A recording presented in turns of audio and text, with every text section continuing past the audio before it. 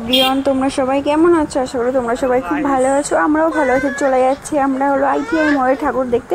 আগের দিন কিন্তু দেখেছিলাম, কিন্তু মা ভাই বোন সবাই এসেছে, সেজন্য আবার গেলাম। তো ভাবলাম যে ঠিক আছে ঘুরে আসি। আর দেখো কত দূর থেকে লাইন দিয়েছিলাম। আর সবে কিন্তু এখনো পুজো শুরু হয়নি, এখনো ষষ্ঠীও এখনো আসেনি। তো চলো, এতটা লাইন, তবে ষষ্ঠীর দিন তাহলে কতটা লাইন থাকে তাহলে ভাবো। চলো, আমরা এখন হাঁটছি লাইন দিয়ে সবাই মিলে। সবাই একটু হাই বলে দাও মা। মা হাই দিতে হবে না, সে চোজ করতে কোনোদিন পারবে না, ঠিক আছে? এখনকার দিন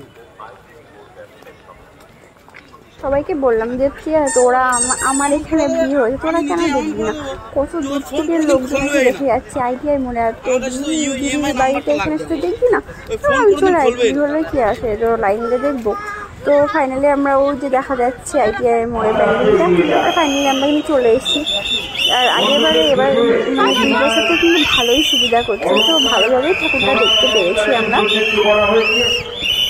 আর তোমরাও কমেন্টে জানিও কিছু কেমন হয়েছে আমাদের ঠাকুরটা ITI মোড়ে।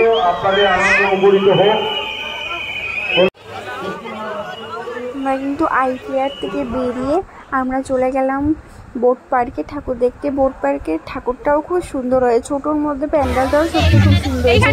প্রত্যেকবার কিন্তু ভালোই বড় করে, কিন্তু এবার তো একটু ছোটোই করেছে।